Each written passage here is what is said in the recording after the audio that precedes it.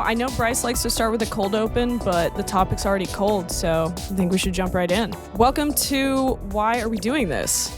A monthly podcast where we try to decide why we are the way we are. Bryce is letting me host today, so I'm Jazz, and I will be your host. And joining me is Bryce. Hi, I'm Bryce.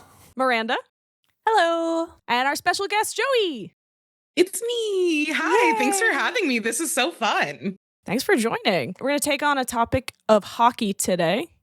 Awkward way to say that. Because Joey just got into hockey. And I love that for her. And I want us to talk about it with her. Yes. Yay. The most unexpected plot twist of 2025, 2026. Literally never would have guessed in my entire life. But here we are. So, heated rivalry is where we started. Rivalry. Yes. I know. Who knew that turning on 2 episodes of a TV show on Thanksgiving weekend would lead to this? Never in my life has a show infected my brain the way that Heated Rivalry does. And it is interesting between watching that and Off Campus, because I watched Off Campus. I was like, oh, I never would have started watching hockey based off of this. But there's something about Heated Rivalry that I don't know how they did the setting or the way that they talked about it or didn't over explain stuff that I was like, ooh, I do really like the setting. So it's very fun. Love. Yeah, Heated Rivalry got so many people into hockey, I think. It kind of swept over the country, and it landed at such a perfect time because then the Olympics happened and people got really into it for that. And it's really grown the sport in a really cool way. Bryce and Miranda, don't think you watched Heated Rivalry. I have seen the first 3 or 4 episodes. Okay. My little brother got married at the end of January, and me and my wifey, my best friend, every time we travel together, we take one day to do nothing in the place we're at and stay in the hotel or Airbnb and watch something. And so we picked. That's so fun. We picked Heated Rivalry for this time, which was rather shocking for both of us that first episode. Which we're grown adults. We both read fan fiction. We both watch stuff like this, but we were both just wow, this is steamy. This is a lot right away. 100%. So good show though. I watched episode 1 to prepare for this, and only episode 1. Which, not a lot of hockey in that one. Not a lot of hockey in general, I would say, maybe. Yeah, I found that really interesting of oh, Joey got into hockey because of this. Let's see how they present the hockey. And I'm I think they were on the ice for maybe 10 seconds. Yeah, the way that it's talked about, it's oh, this is almost a workplace romance, and the workplace is hockey, which is why it is so interesting. I guess it's just that I had never been exposed mostly to the timeline of hockey, because it's so different than the draft and stuff like that than other sports of I grew up in a baseball household. So I feel I have a pretty good hold on what that process looks like in the minor leagues and the whole farm system and stuff like that. But to then be introduced to Heated Rivalry and be oh my gosh, these people are babies when they're being drafted at 18. I'm what do you mean you're so young and little and kind of you don't really know how everything works, but then you're thrust into this giant system of stuff. And then, through slowly then, I feel I got a lot of hockey content served to me during 4 Nations too. So I was kind of tangentially, and I read a lot of hockey romance. So I feel I had a fictional base of generally how stuff like that works. There is so much hockey romance. There's so much hockey romance. I don't know if you've heard about it, but there's this webtoon that grew into a full comic series called Check Please. That's about this little twink who used to be a ice skater, and he goes to college and they don't have an ice skating team, so he joins the hockey team, and he comes he has a romance with one of the players on the team, and it's really cute. But it was 10 years ago. It was all Tumblr would talk about, one of those kind of things. Yeah, and then somebody we got sent 8 me million that, books I think. about hockey romances. It is it's so interesting compared, because I read a lot of, I primarily read romance in general, and sports romance is such a big category of that. But the hockey romance genre is so interesting, I think, because it has a weird dichotomy of being such a brutal sport with being the only one that allows fighting. I don't know what the NHL is not super promoting that necessarily. I feel there's dancing around all of that stuff. But then they're also like so endearing with each other in terms of like the nicknames and like the way that they treat like their little goalies. There's like a preciousness to it that I think is like a very interesting dynamic compared to like baseball and football and stuff like that. Yeah, they're very soft off the ice. It's very cute to see like the locker room stuff. It's very different from like your typical like MLB players or like NBA players who are just fucking rude all the time. Yeah. It's more like soccer where they're just, it's all a little bit gay. Yeah, 100%. And like maybe it's the Canadianness of it where they're all like so polite. And I do find it interesting how much they refer to us, especially in like player interviews and stuff like that, as we. Like it always gets redirected to the team and it's like very communal, and it's as opposed to all the other sports where like there's the standout star players and it's like made all about them, but hockey players redirect to like a very communal, collaborative like way of thinking, which is so interesting. I think hockey might require more teamwork than like other sports that you've named. Like obviously when baseball, you go out there, one person's hitting the ball and then you have the outfield, but like in hockey, everyone has to there's no way someone's scoring without someone having like the rest of the team having contributed to that. I feel like it's got more teamwork than probably any other sport. Yeah, even like when I was like learning the early parts of like the scoring, the fact that like every goal has like assists attached to it in a way that's like even different than like basketball. Does basketball have assists? I think they do. Do they? I don't know. They might track it, but I wouldn't know. This isn't the basketball podcast. This isn't clearly I don't know. But like, yeah, it is one of those things where it's like, I feel like it's so rare to have unassisted goal just with how fast everything is. Yeah. I also think because the shifts are so short in hockey, like it is so much more, like Bryce said, it's more of a teamwork sport because you're only out there for like 45 seconds and then someone else takes over. So you have to lean on other people and set other people up, even if you're not actively on the ice with them. I feel like I just learned something about hockey because I don't think I knew that. As the non-host, can I ask everyone a question of like how much actual hockey have each of you seen? I'll work around to the obvious person who's probably seen the most.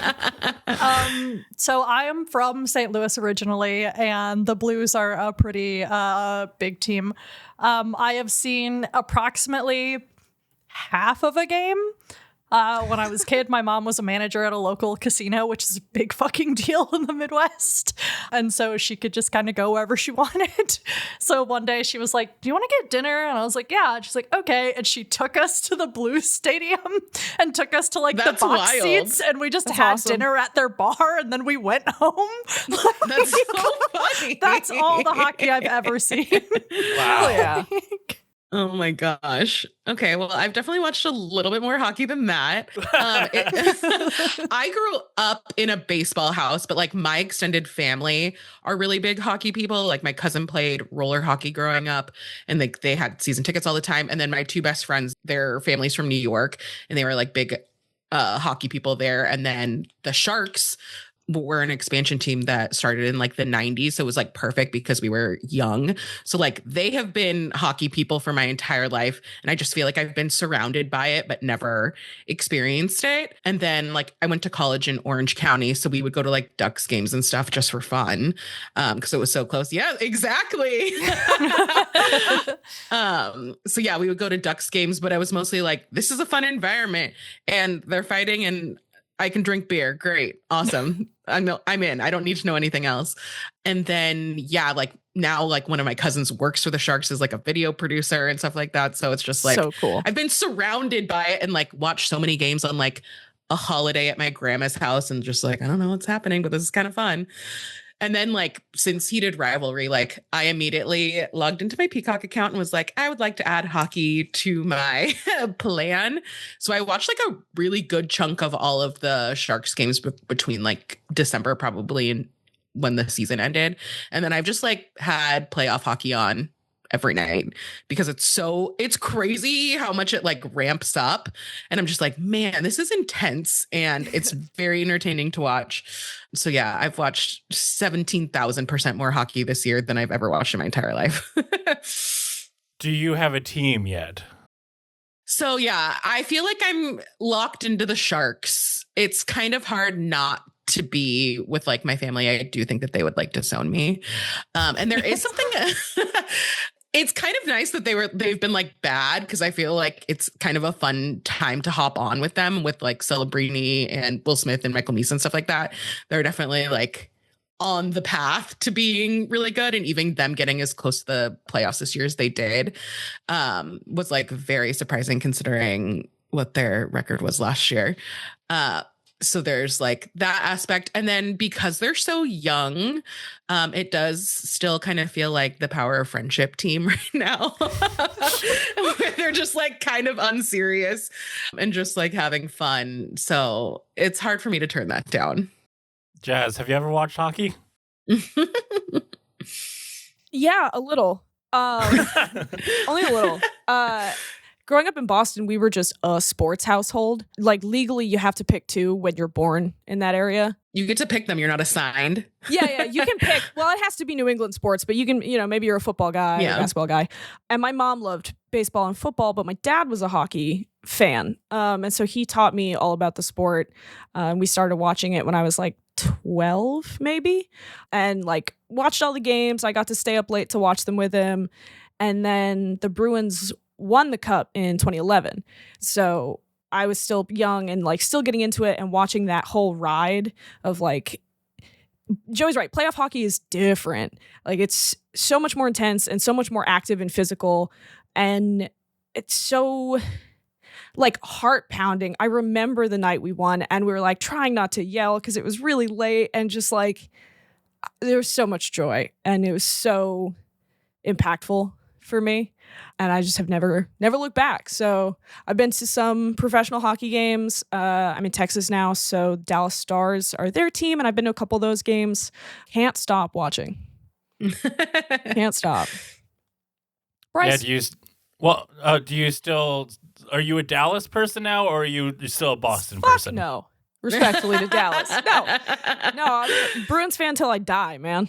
I'm going to say, having recently moved to Boston, that I think if you are from here or live here long enough, they make you sign a blood oath to one of the teams. That's the vibe that I get. Mm-hmm. It'll probably be the Celtics for me when I eventually have to pick one. But I'm going to get into basketball just to...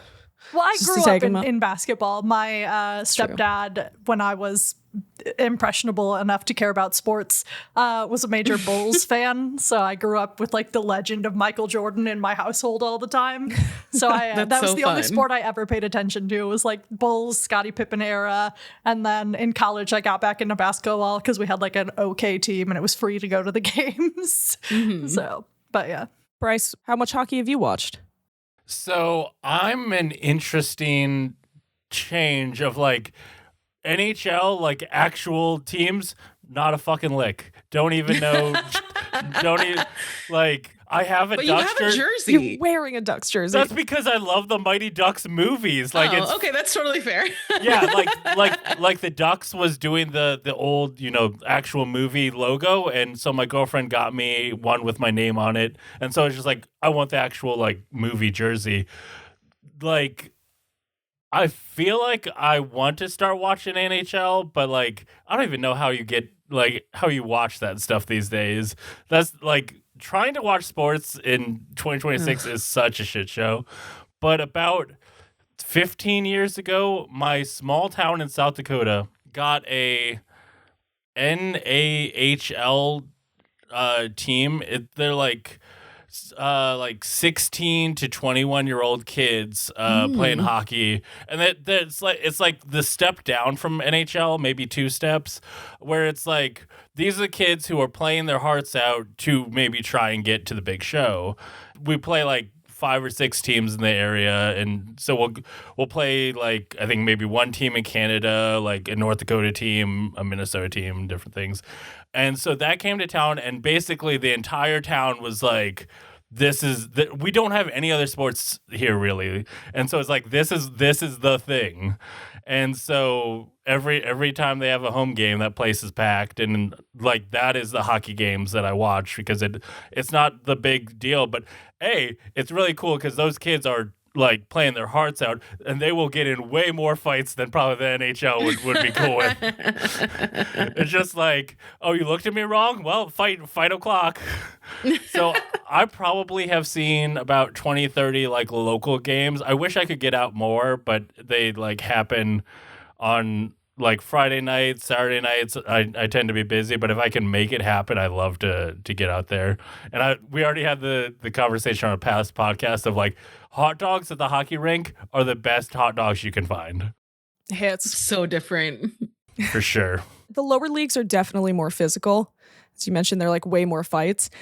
It's part of that drive to get into the NHL and to try to prove yourself. You're right. It's demonstrably like more fights, more physical. Austin, or like a suburb of Austin, has an AHL team. It's the Dallas Stars feeder.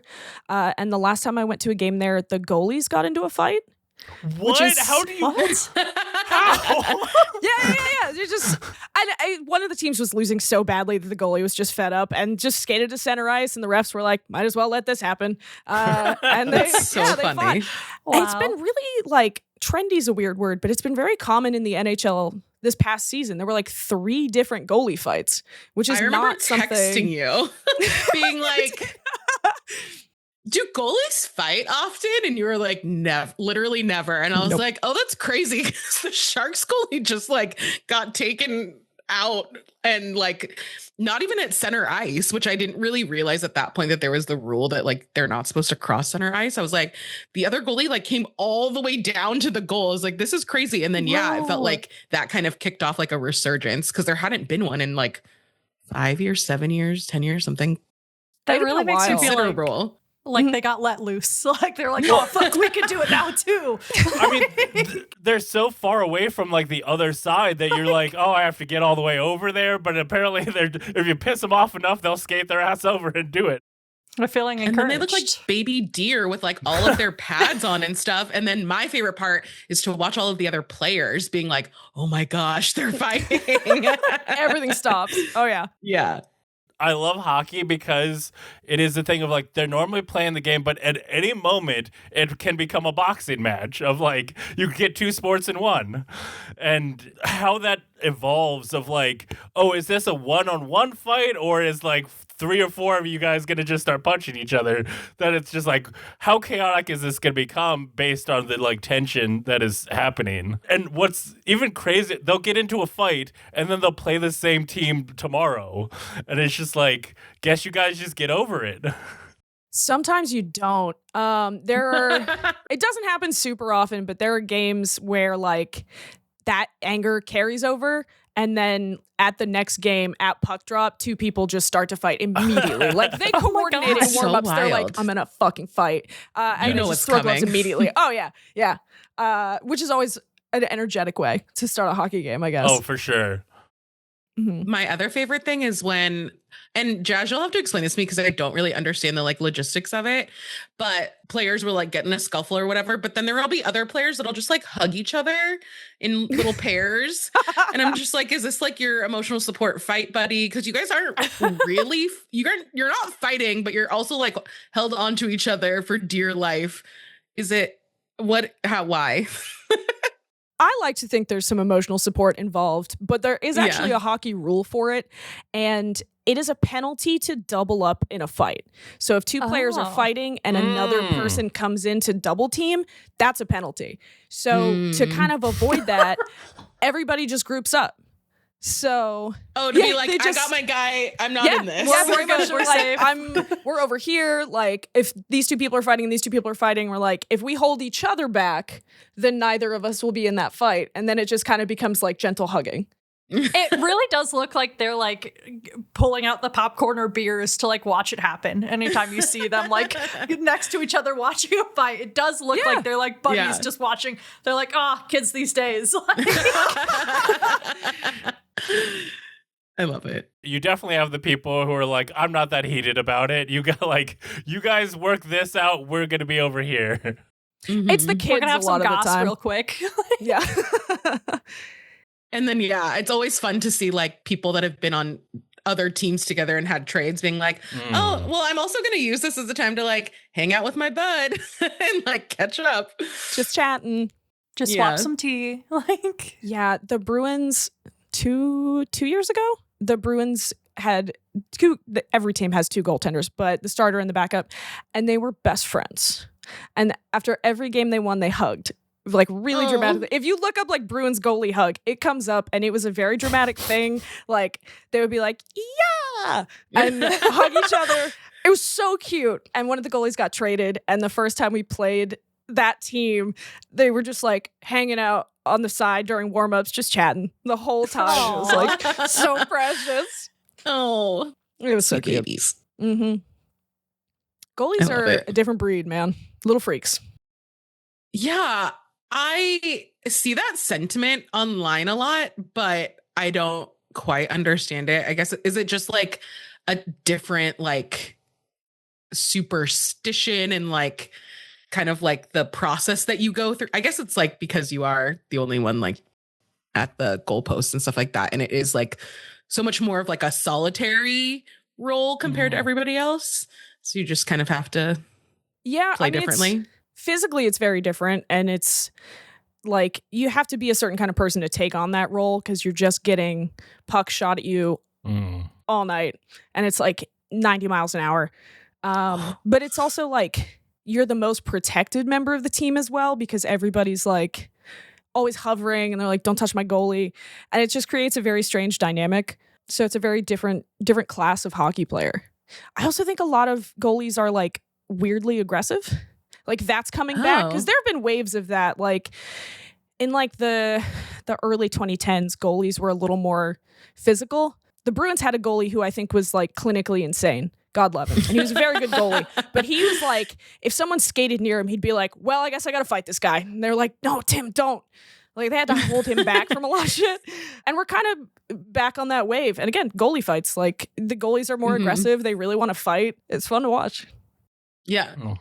That's interesting. I think we see something similar in soccer, because that's the other sport I pay attention to, but I only pay attention to Spanish teams. So I have no like US analog here, but it's very similar in that a lot of them are getting like really more mouthy and more like willing to just like talk shit than they were before. Usually like your goalie in soccer is like your person who has a level head throughout the game. They're often your like captain, but I feel like lately people have been more like, let's fucking destroy these bitches instead of like, we're gonna win. They're like, let's fucking ruin their day. I love the pettiness. It's so petty. But the little like hug thing reminds me of my favorite players. Iker Casillas and Sergio Ramos also were like, he was captain, Iker, and goalie, and Sergio was one of his defenders who was like constantly getting goals like by running up and doing like headbutts and shit. Oh my gosh. Even though he's a defender. They also had all these like, there's so many images online of them just like running, jumping, like Sergio leaping into his arms, like legs fully around his fucking chest, hugging him and shit after games. That's what it made me think of. So cute. Yeah, the NHL is like not a gay place, but also it's like so, it's just so sweet, and like they're all such good friends that it has like gay overtones. And I don't know that there are any gay players really, but like seeing how close those guys are off the ice and like very physically affectionate, because it's a very physical sport, it makes it really appealing to watch the games and also just like follow the team for the players. And the Sharks are a really easy one to do for that. I love the Sharks right now. They're so precious. It's just a bunch of little baby boys and like two adult men that shepherd them around. 100%. Yeah. During the goalie fight, there was like a girl that was like recording a TikTok of her and her family like watching it at home, and they're like, that was like a really, I don't even remember at this point who they were playing, but it was like a really physical game where like there was a lot of stuff happening, and she was like, "Why is Mac fighting in there and stuff like that?" But when the goalies were fighting, the cameraman cut to the bench, and it was like all of the baby sharks, which they lovingly call the preschool. Just like hitting their sticks against the ice and stuff like that and cheering them on. And that is like one of everybody's like favorite moments from the season. That's so cute. They're so funny. It's interesting because like It's the same as like every sports anime. It's like, it's not gay. It just really comes off that way. I think in part because we're not like used to seeing like dudes just being friends and nice to each other. Yeah. Especially in media, but also like if you have friends who are guys, they tend to just be kind of rude most of the time to each other. But usually in sports, we generally see like teammates being kinder to each other than you would in like other places, which also makes me think that we really need a hockey anime because I don't think we have one. Do we not? No, I don't think we do. And if we do, it's old. The only one I hear about is haiku. Is that how you say it? Haiku? Haiku. That's Volleyball. volleyball. And there's Okay, Yuri yeah. on Ice. That's ice skating. But there's no like... Sweet. We need a middle ground. Right, exactly. I'm sure there's somebody working on it. They're on it. I've Definitely. read enough we've fan got- fiction. We've got Blue Lock. We got the soccer version. We'll make it to hockey. On that note, can we, seeing as it's the thing that got Joey into the sport, can we talk about the depiction of hockey in media?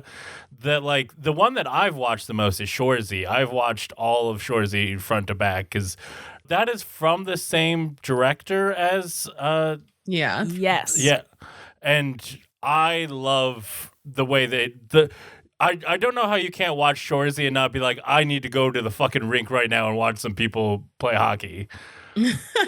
I've only watched like the first season of the show before Shoresy, which I don't know the name. Oh, Letterkenny. Yes. It is such like a different tone than Heated Rivalry that it was like a little bit jarring jumping into it right after. So I was like, this isn't really the vibe right now.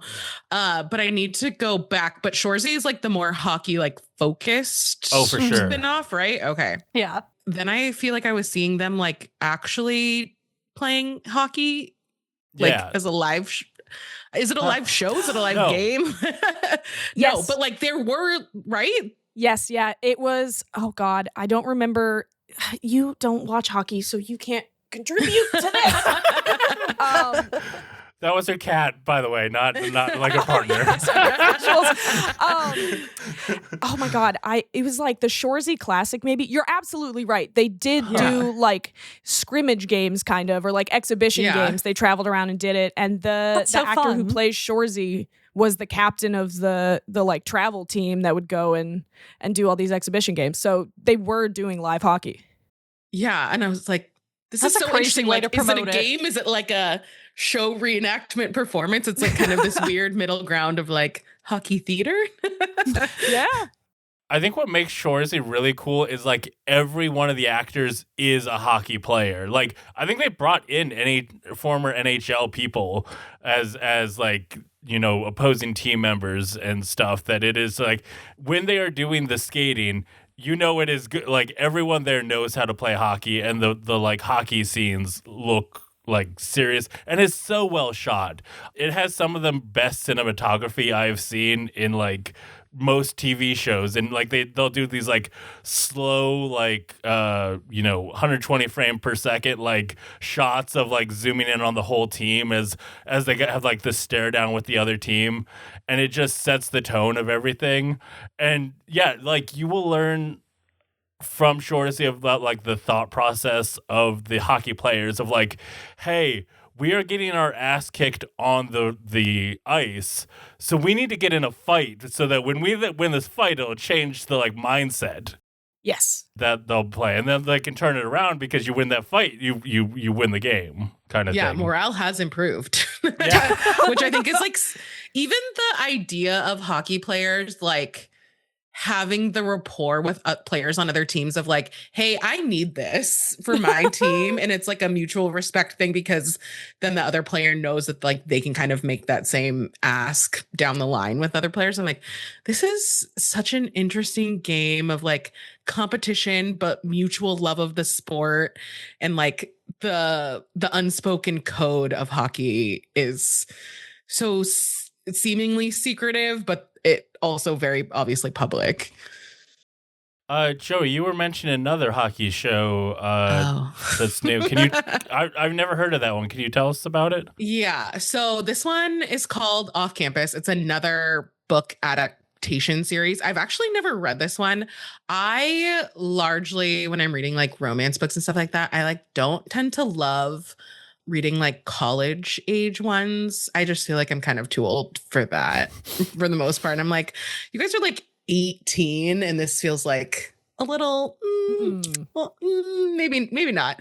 But I'm a sucker for like a young adult TV show. I feel like they're so fun because they remind me so much of like One Tree Hill and the OC and like all the stuff that I loved growing up. And it feels, because you're watching it play out and you're not like in their thought process, it feels like a little bit less invasive.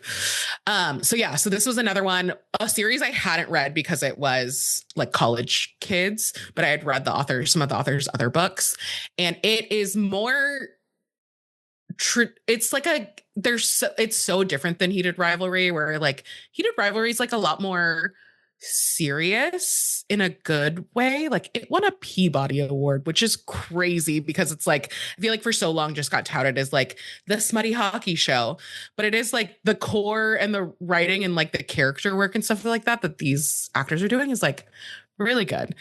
Off Campus after binging it all, it was one of those things where like I started it really late on Thursday night and I watched 2 episodes and I was like, oh no, this is bad. And I also had like so many plans like Friday night and yesterday and today that I was like texting like my girlfriends and I was like, hey, if you guys all watch this and binge this weekend and I can't talk about it with you, I'm going to die. Like I need you guys to like wait for me on this one. And then I think I finished it before any of them because I literally got home yesterday and like watched everything. But incredible. Yeah, I was like, oh no. I bought the first book. I was like, I think I'm in now. If I were to describe like the vibes based on other TV shows, I think it's One Tree Hill meets Greek, which is like kind of a random like ABC Family college comedy show with like a hint of an Americanized Degrassi. Because it definitely has some of those like it goes there moments where you're like, oh, but then it also has a hint of like, oh, this is what it would be like if hockey players were like good people. Oh no. Of like, oh, you're having these like conversations about like relationships and sex that are like very like caring and not so like, yeah, which is crazy that like the thing that you need for hockey players to be good people is that you care. Like, it's just, there's like a respect to it that feels, and I think a lot of it is like the change even demographically between like millennials and Gen Z. Like, I feel like everybody's like a little bit more in touch with like feelings and therapy and stuff like that. So they're just like a little bit more open, or at least that's what's being depicted. It almost has the format more of like those other teen dramas that like I grew up watching, where traditionally in the romance like book genre, it's like one book is one couple and you get like some background little characters like setups for the future ones. But this one definitely feels like the couples are all kind of overlapping and their storylines are like a little bit more intertwined. So it definitely has that like kind of nostalgia feature of those like sense. CW shows, which I love. So it's a little bit more guilty pleasure, but it's also like way better than I thought it would be. Okay, and it involves hockey, just to be clear. Yes. It's like, okay. Oh, sorry. I forgot about that part. No. Yes. I say that only because I've been served. Sorry. Just to be clear, there is hockey. No, I bring that up only because I've been served much hockey as Heated Rivalry. I've been served a bunch of ads for this show, and not once has it mentioned hockey in any of the ads. Oh, yeah. It's like if One Tree Hill was about hockey, where it's like it's about like basketball in the way that exactly. Okay, yeah. All right. And like the main character got like drafted by the Bruins and was like, but is not playing with them and stuff like that, obviously. And they almost have like a hockey like frat house almost that they like live in together. So it has that like almost like New Girl-ish like banter of like, of course, this one particular hockey player is like really into like the culinary arts and is like making a Thanksgiving dinner for everybody. And that's like a B plot in one episode where he's like stressed because people just keep arriving. So it's like very not serious. It's also shockingly musical in both like needle drops and performance. I know, like not Glee, but like not Glee. Okay. Of like the main character for the first season, like she's a musician and like a orchestra musician, but then she also like used to write pop music and is like trying to get a scholarship and needs to win it by like writing a dope pop song. So like that's kind of her arc.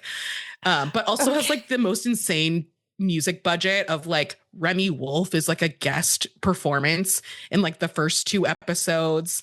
And one of like the first needle drops is The Bitch Is Back by Billy Joel. And you're just like, no, Billy Joel, Elton John. Sorry, I kind of get them confused occasionally. I think it's Billy Joel. And you're just like, you've got Bezos money for sure. This is not Canadian Elton John loons being rubbed together. So Jesus. yeah, it's such a weird show, but like, and I haven't read the books, obviously. So like, I don't really have anything to say in terms of like the adaptation process and how true it is to it. But I had a great time and I'm excited to read the books. Love that. I feel like you just added something to Miranda's watch list. I know. I really do not watch TV ever. Tragic. I barely watch anything. I'm like, oh, a new movie's coming out. Cannot wait to read the Wikipedia summary about this movie. Where's the girl on TikTok that explains the plot to me in like that's what 3 I want. minutes? Perfect. Like, let me watch somebody make a video essay about it. Great. But sit down and watch something myself? Absolutely not. I will say my second thought about off campus once it was over was like, I have like a whole new fandom to go down the rabbit hole on AO3 about. Yes. And that's half the love of it. I feel like, so I am not a Threads user on account of I don't like Facebook. I don't want to give them more space. And also because every single fucking time Threads advertises to me, it's with bait. And that makes me mad. I'm like, quit serving me bait. I'm not going to click it. You're pissing me off. But I hate that you know me. Lately, a lot of the bait that it keeps trying to serve me is like snippets of fucking Heated Rivalry fan fictions. And I'm like, stop, okay? Like, I want to know where this came from. I'm not clicking it. Yeah, that's totally fair. Did anyone watch Mighty Ducks growing up? Of course. Oh, I loved them. On top of that, the Mighty Ducks TV show fucking whipped. That's to a be step clear, beyond not me. about hockey, really. No. About alien ducks who played hockey. But I was fucking obsessed with the Mighty Ducks TV show. But I was obsessed with all the like cartoon movies turned TV shows, like the Aladdin TV show or like the Hercules TV show. The Mighty Ducks TV show is up there as one of my like. It was fucking bizarre. If you've never seen it, like, just go watch an episode or 2. It's wherever the fuck that's buried. Yeah, it's like so YouTube, probably. It's gotta be on Disney Plus, right? Because I think it was like a Disney proper show. And It like the might be. character art for it is dope. Yeah, it's From, like, really what I remember. sick. Like it is like with the logo on your sweater, your jersey, Bryce. It's just the ducks look like that. Like they're just ducks wearing the masks. I don't understand why they went away from that logo because I think it's so much better than the one that they have now. Agreed. 1000%. Like this Is it just like a rights thing? It might be. I imagine. It very well might be, but also there was an era of hockey that like got it pushed towards a cleaner, like sleeker look. They got corporate for like a modern era, so to speak, and a lot of logos got shitty. Like in the corner, you can see their duck feet, or I don't know. Like that it's so ugly compared to the actual like the movie one. I don't know why you would ever go against that, but. And I'm so grateful that the Sharks never did that. And they've like rocked the like cheesy ass like shark biting a hockey stick in half. Between that, I've seen the Sharks play, but usually at the pond when I was living in Orange County, I like for some reason haven't ended up going to the tank here. Sorry, looked up the logo. It's fucking sick. Yeah. Sharks. The other thing that you should look up is their entrance because they come out through like a literal like smoke in an actual shark head. Like they come out through the mouth.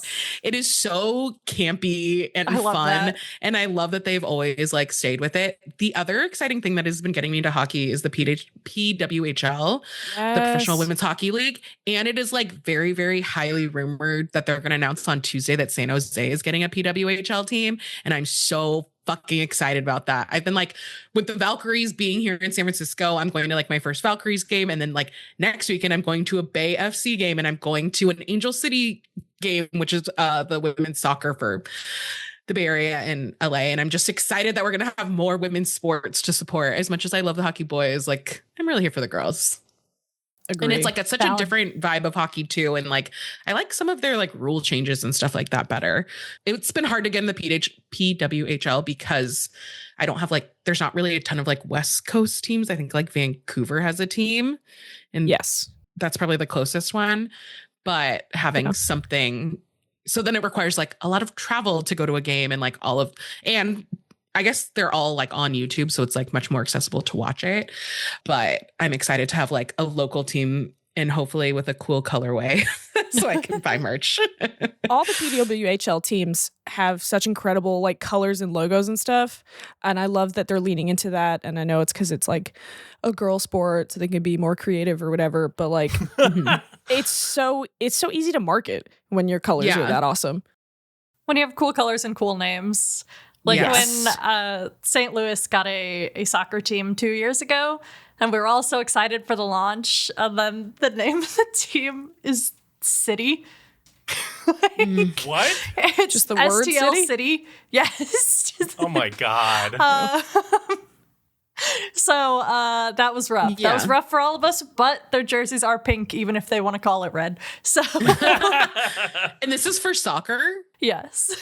I feel like that must be like a thing because I don't feel like they really have like mascots and stuff the way that other Seattle sports is do. the Kraken, okay? That's fucking cool. I know. Their mascot isn't a lake monster or a kraken, and that hurts me so bad every time What I think is about it? it. Up. It's thank you for asking. I am I actually consider myself an expert of hockey mascots. It's a troll. It's a troll. It's a oh, Like see, a I didn't troll even doll. know that. His name is Buoy, and he's a troll. But they didn't name the team the Trolls. Nope. No. No, it's the Well, that would Kraken, be but their odd. mascot is a troll. Okay. Yeah. That's confusing. It's not my favorite mascot, I would say. I think it's kind of lame. Okay. It is now Jazz's time to rate every hockey mascot. You're joking, but I actually, this was like No, I 6 promise you I'm years not. ago. I wrote up a ranking of all 30 hockey mascots. This was before Seattle got a team, and maybe it was 31 Utah moved? mascots. It was before Utah moved, so it had the Coyotes mascot. But I wrote something that ranked them all, and it was the highest clicked article on that website for like 3 straight years. What So That's website? point of pride. incredible. It was when I was working with that nerdy site Oh, yeah. with some friends. I Yeah, love it. yeah. That's so funny. Honestly, I have not followed everything you did before you joined Last Geek, Jazz, sadly. And when we started doing stuff and you're like, I don't play video games, I was just like, what was she doing for these other people? apparently Ranking. hockey, Journalism. apparently ranking hockey mascots. The Yeah. real conversations we need to have. Yeah, I What, thought it was what important. are your like top ones? Yeah, we need to know. So when I wrote the article, the top one was Sparky the Dragon, who is the mascot for the New York Islanders. He is a dragon. It's extremely All right, love self-explanatory. He's blue and orange. They actually stole him from like an intramural lacrosse team off of Long Island, and they were just like, "That's ours now." I love him. We will He's be so taking cute. that. Oh, did you look him up? He rules. He's so cute He's and he's very adorable. lovable. I wanna also give him a though, hug. I think the mammoth mascot rips. Tusky, he's Yeah. a big old mammoth. Like it's exactly what's on the tin, and he's so cool. And they like when they revealed him, they like birthed him out of an iceberg, and then they I love designed this. a Zamboni to look like their It's mascot. so fucking It's cool. so cool. Sick. So he's really good. I really, really like Tusky. He's up there for sure. Jazz, can I ask you what your thoughts are on Gritty? Yes. Yeah. Guys, we got to start the podcast over. This is I hate Gritty. I hate Gritty. And it's not Oh. I think here's the thing. I think he's so perfect for Philadelphia, first of all. I think he embodies them so well. No, I hate Philadelphia. it, and it's perfect for Philadelphia. Philadelphia sports fans are a different breed. I do think he's perfect for it. I just think that he's a monstrosity. Like, I think he's a Cthulian terror that should go back in the cave they found him in. Yeah. And he He's like a frightens me. nightmare fuel for sure kind of For character. me, he looks like he belongs. I don't know if you guys will like remember this, but they used to make animated movies about the McDonald's mascots. Oh, so like yeah. the Yes. Hamburglar, Yes. Okay. Grimace, Ronald. Mhm. He looks like he came from there. Yeah. He has see the it. exact like outfit, shape, everything of a McDonald's creature. But it's like if they decided to take that show and do it with puppets like Fraggle Rock. Yes. And they yes. were like, what if we made this even more terrifying because we like, Horrific. yes. Oh I've my always gosh. thought that Gritty was like an awful love child of Philly Fanatic and Animal, the Muppet. Yeah. Yeah. But I Animal is totally buy beloved, that. you know? Yeah. Well- no.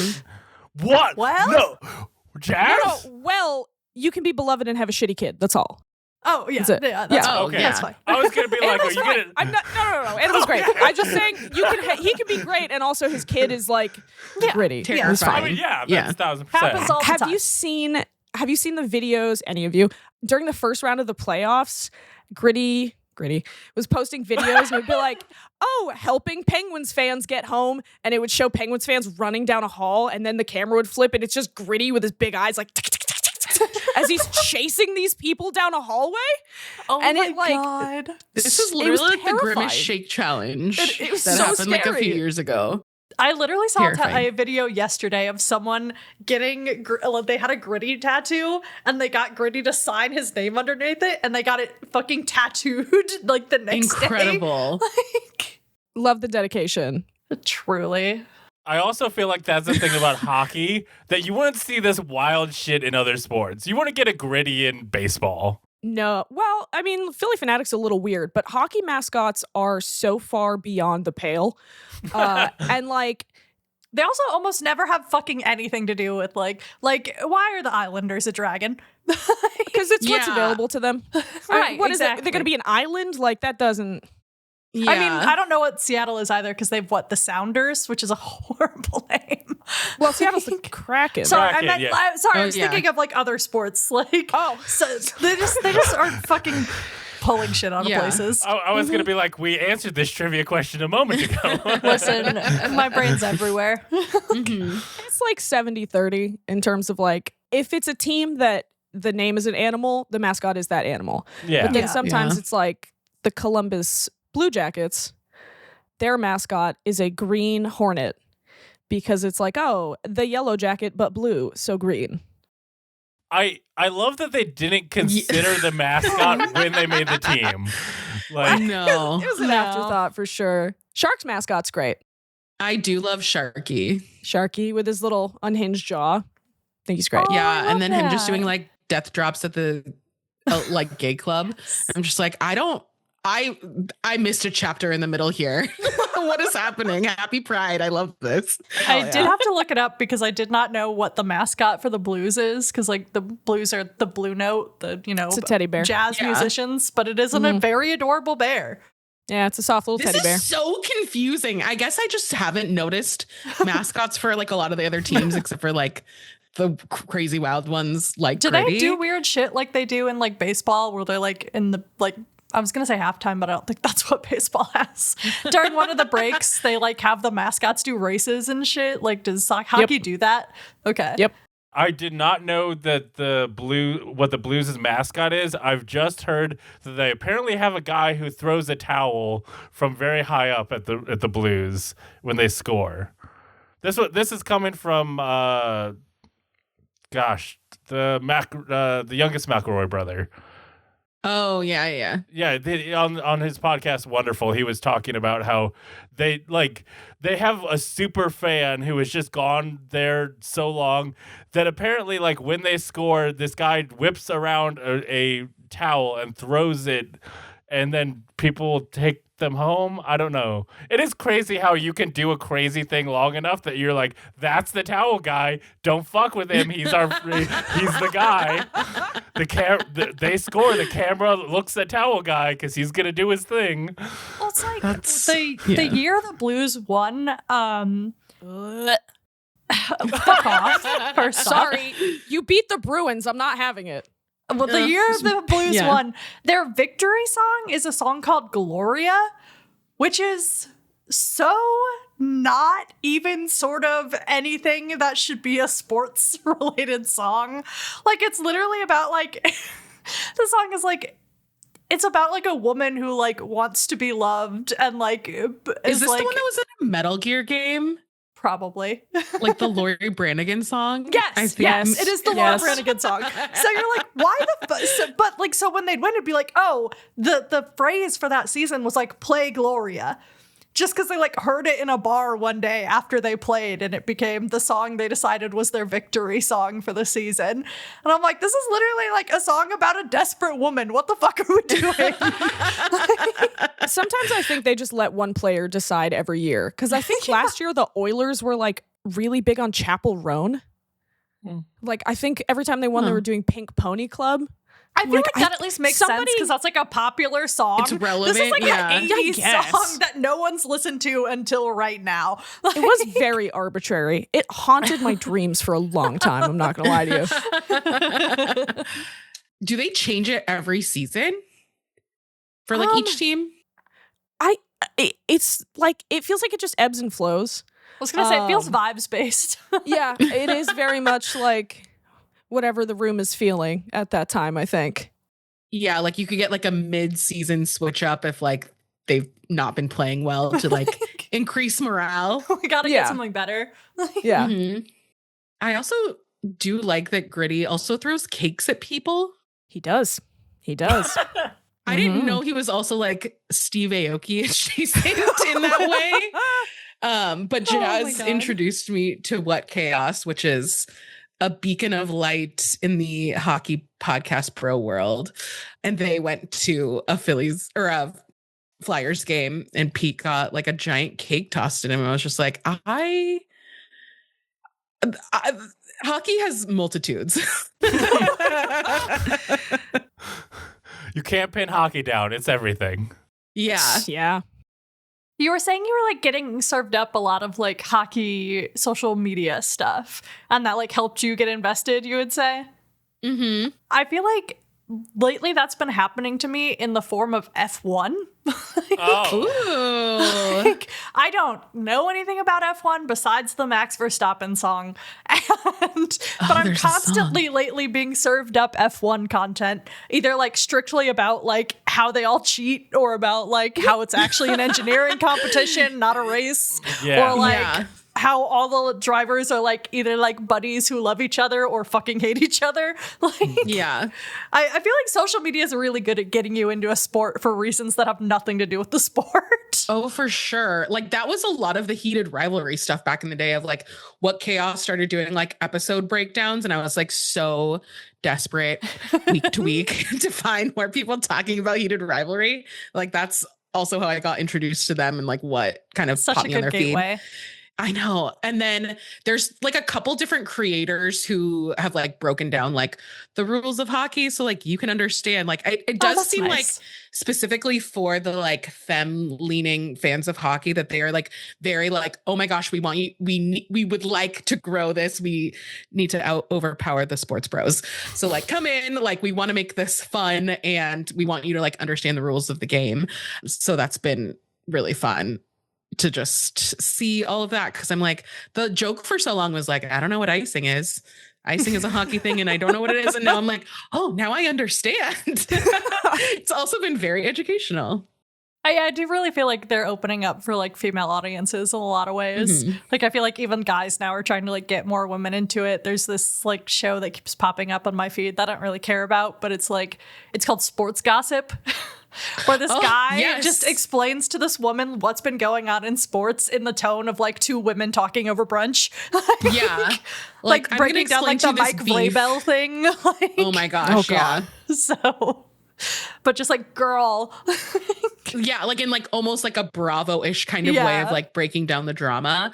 There's like a whole show called the Sports Gossip Show that is led by these two women, and it's all about like the like extracurriculars of sports, where it's like one of their bits is like talking about the like compressed flowers and like athlete weddings and proposals. And so like anytime, like when Taylor Swift and Travis Kelce got engaged, when they posted about it, there were so many questions like, I was waiting on your flowers take and stuff like that. And like just all the fun little things about sports that's like the social kind of aspect and not just like statistics based. Yeah. Yeah. I think I was like introduced or like started thinking about this when I started working at Kind of Funny, and they were so into WWE, but like the crossover between sports and like sports entertainment is like so transferable, at least to my love of like reality TV and just like general pop culture content, but it's just like never framed in that way. So I think it's fun that we're like kind of transitioning how we talk about movies, TV, books, all that kind of stuff, and like bringing sports into it. Have I convinced any of you to watch Off Campus? As stated, I don't watch things, so it won't be That's me. fair. Yeah. Okay. I after episode 1 of Heated Rivalry, I don't think those shows are for me. That's fair. I will say that Heated Rivalry does like really come at you hard. I've been arguing with Bryce about this because we were on chat last night, and I was like, you need to watch more than one episode because it's not a show about hockey, it's a show about homophobia. I did not like the pacing. If we're gonna get into I did not like the pacing of episode 1. It is just like time cuts. Yeah, it was just galore. Like I wanted to see more of them separate. Of like, I want to see them as like the top performers, and then we get to see like that coming together. It is just like I was 15 minutes in, and the guy was jerking off to the other guy next to him, and I'm like, we're here already? What the hell? I kept having to be like, it's not what you think you're watching a different show. That's not what this show is about. It like gets you in with like the salaciousness, and then it kind of like slams you in the face with emotion. Yeah. Please just watch like one more episode. After that, you can be like, the show fucking sucks. Do they play hockey in episode 2? It's not a hockey show. No, they work at hockey. Exactly. It's like Dunder Mifflin is not like no one cares about paper on that show. Right, Correct. exactly. They're all little Kens and their job is hockey, and that's kind of about it. Hockey is the setting and not the topic. Yes. I think it's also hard for Heated Rivalry too, because technically the book Heated Rivalry is like the second one in the series, and the first one is about a different couple, which you see in like episode 3. Is this the Scott Hunter couple? Yeah. I did not know that. They have That's their so own interesting. whole book that they had to like try and shove in because their stories are interconnected. Interesting. There are things that happen that lead to other now things I do happening. want to read the first book in the series because I like the Scott Hunter character a lot. It's like way more of like a traditional like kind of rom-com setup and storyline. So I think it's like a little bit easier to understand. But I feel like because of the like complicated nature of Shane and Ilya, that's the one that like everybody is kind of gripped onto. Yeah, it's just like a little bit more nuanced, and it feels different than some other stories we've seen.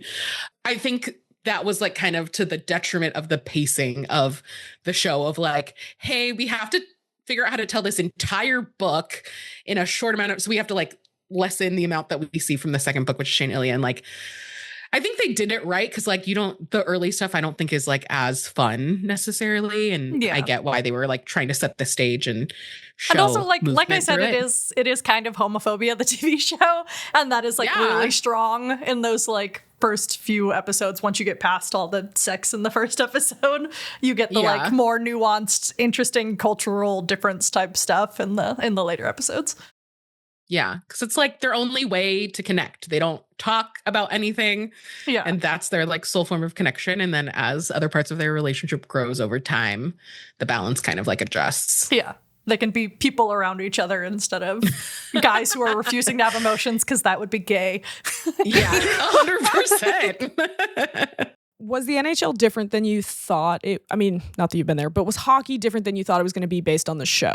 Like getting into the sport and everything around it. Yes. I mean it I think Heated Rivalry did a good job of being like, it's harsher. Like it's a different kind of environment than maybe other sports.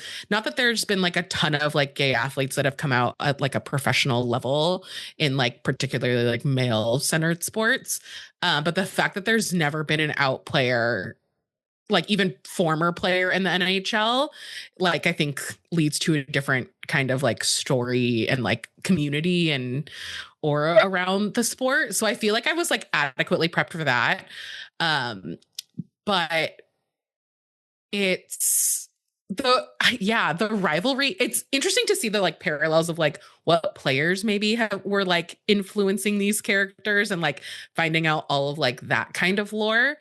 I guess I just like wasn't surprised, or I wasn't expecting the sport to be so connective. Like I obviously in all sports, like people are friends with players on other teams, but there really is like a brotherhood aspect of hockey and the nature of how they trade players, of like getting rid of players that like with a couple years left on their contract to like free up cap space, or to like there's a respect of like, we should let you go chase the cup somewhere else. That doesn't, like in every other sport, it's like, no, we have you locked down for this many years and we would never think to like trade at the last minute to do this. Also, if you leave, we'll kill you. Yeah. There's the like, the rabidness of the fan base that is like, you've left, you're dead to me. But then these players like maintain these like softer relationships. And I'm just like, maybe I've just never gotten, I don't even think it's that. I was like, I've watched like football, I've watched baseball, and I just like don't think it exists on that level.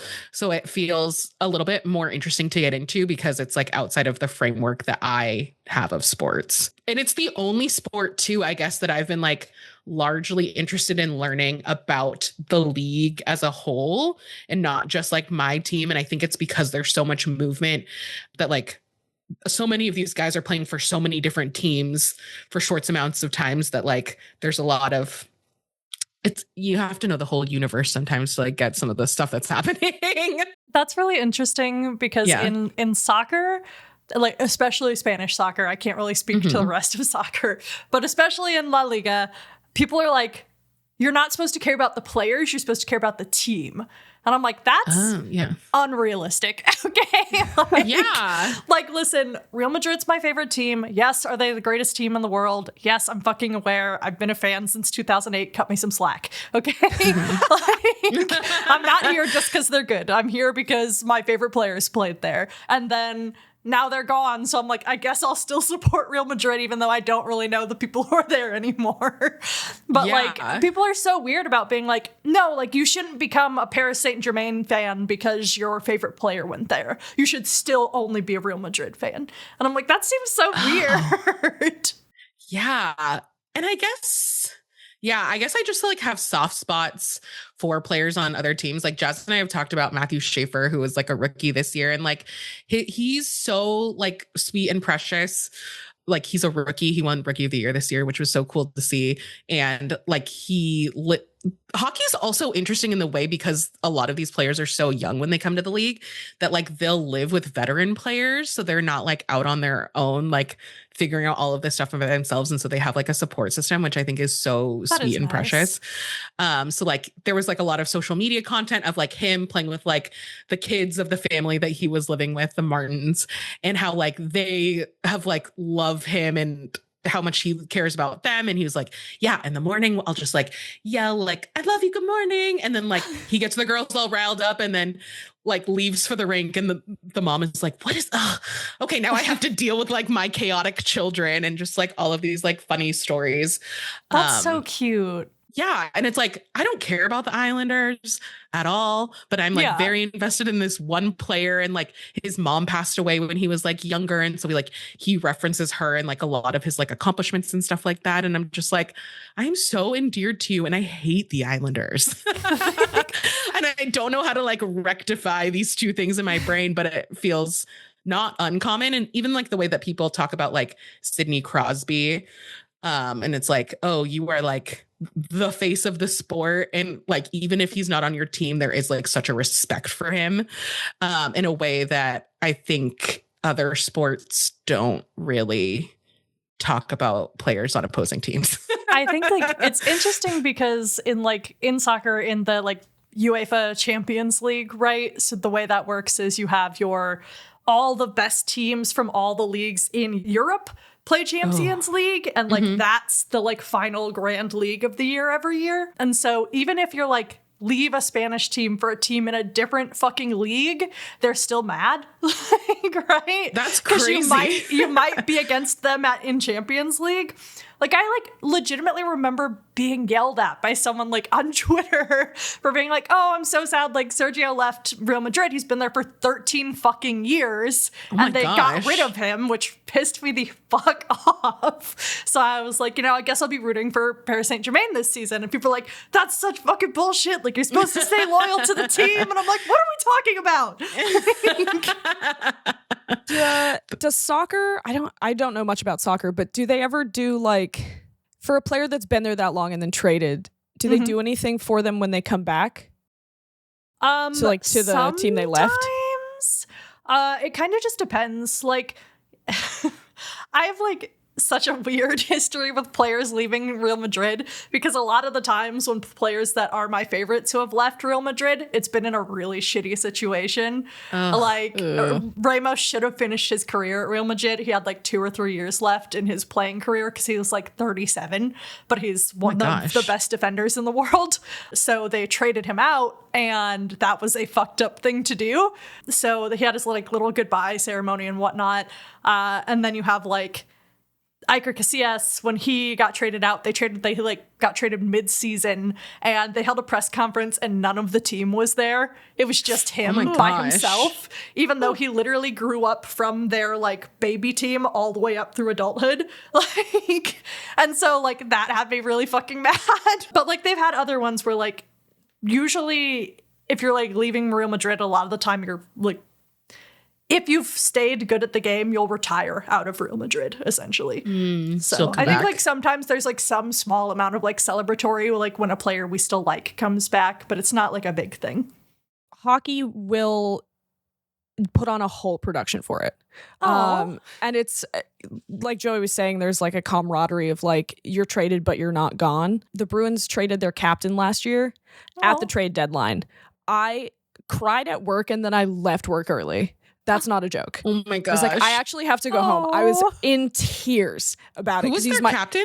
Brad Marchand. Oh, he's my favorite player. He's my favorite player. He's such a little rat. And he's so funny. And he's so funny. He's so funny. And they traded him to a team that had a shot of winning the cup.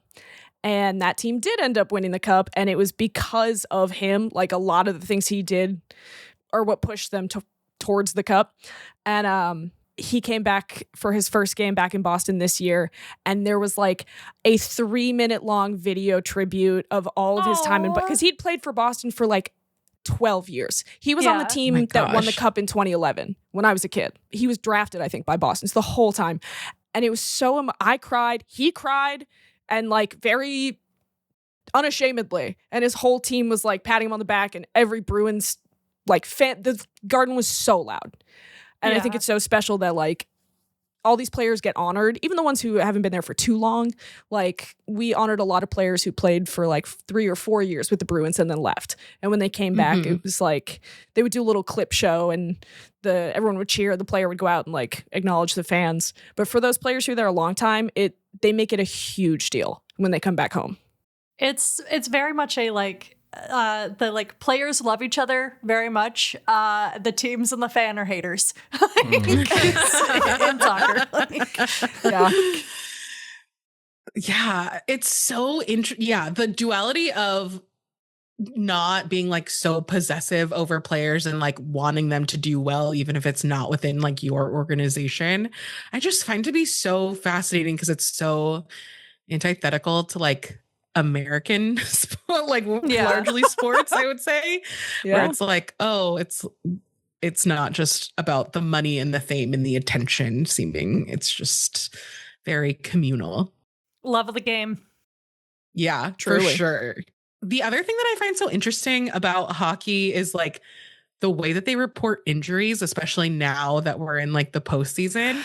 Yes. Baseball is like, we will tell you literally every tiny minuscule thing that is wrong with a player if they're put on the injured list.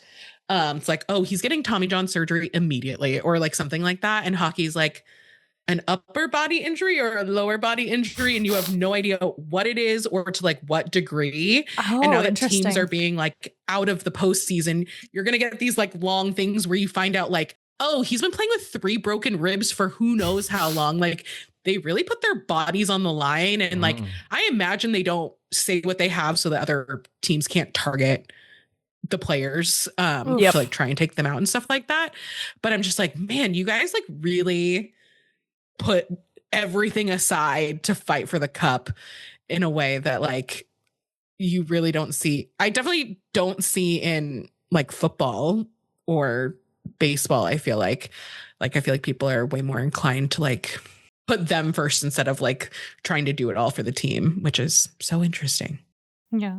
Yeah, especially in the playoffs, there's so much of that, like, tore your MCL and just played through it, or like broke a femur, played through it. It just came out because the Ducks just got eliminated, rest in peace. And one of their players had like 2 broken vertebrae that he was playing through for at least the last round of the playoffs. Like they really do go through it. Bro. And it is always a secret. You don't know about it. And God, this was like a reporter a long, long time ago.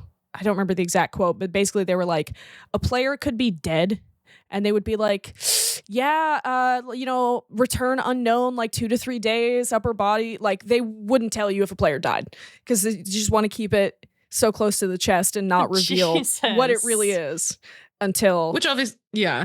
It has like a negative side where it's like, ooh, are we taking advantage of these players by like having them risk so much and like the like whatever the responsibility of like the team doctors and the managers and stuff are to like call it. Yeah. But I feel like it's just like a different mentality than a lot of other sports.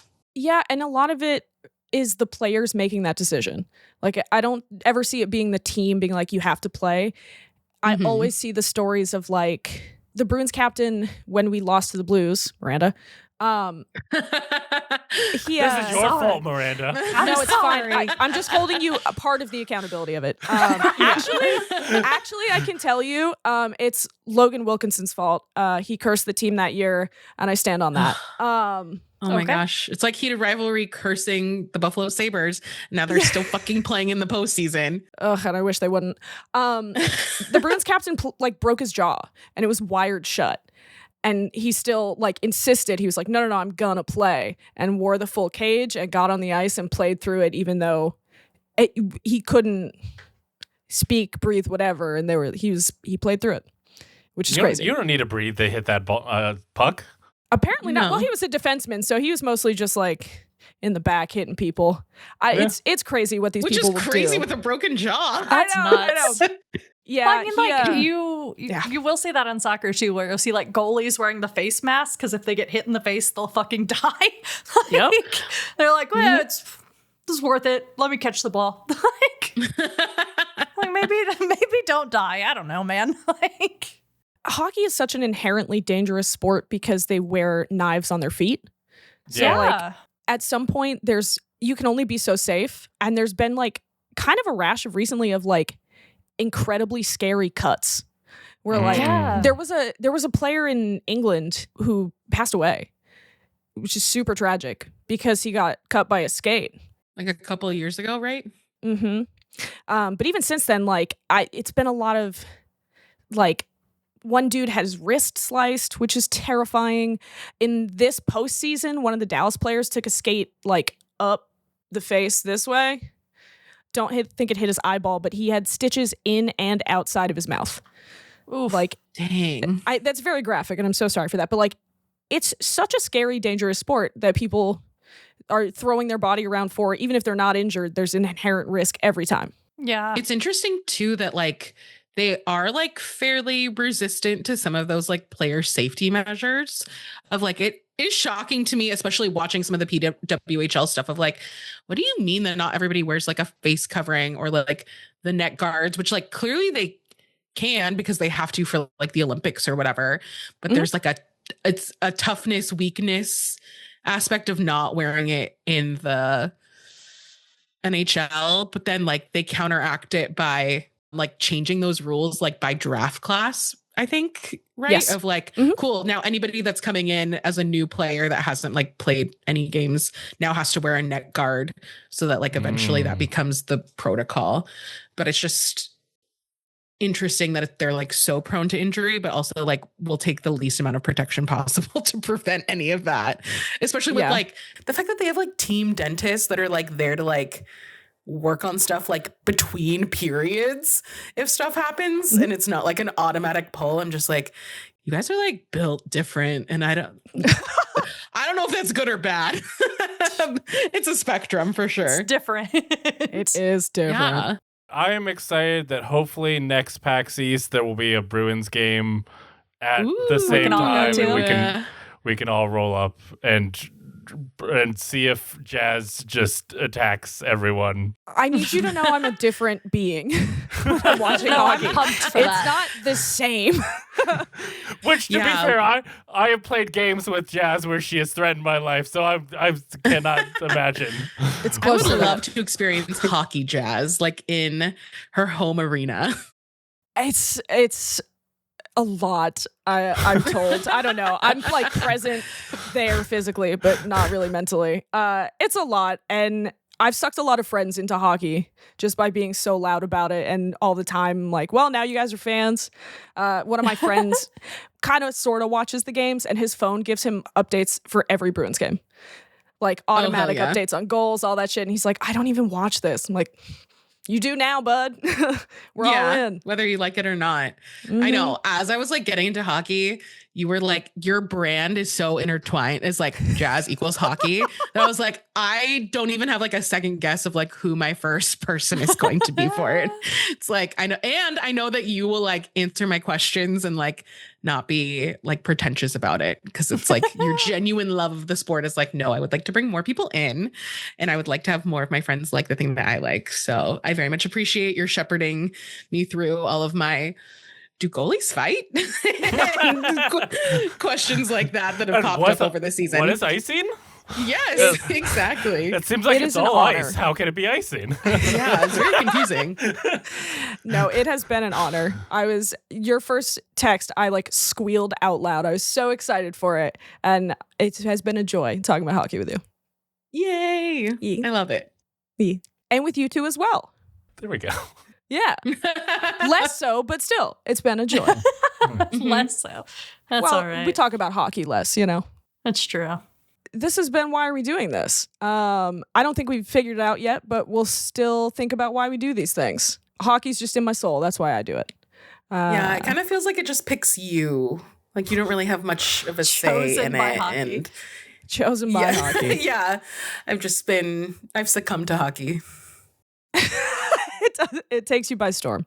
Sometimes your dad gets you into it, and sometimes two guys kissing gets you into it. It's like, the sport contains multitudes. The spectrum of it all. Yes. Well, I've been Jazz. I've been Bryce. I've been Miranda. I've been Joey. Thanks for listening. Bye. Bye. Bye.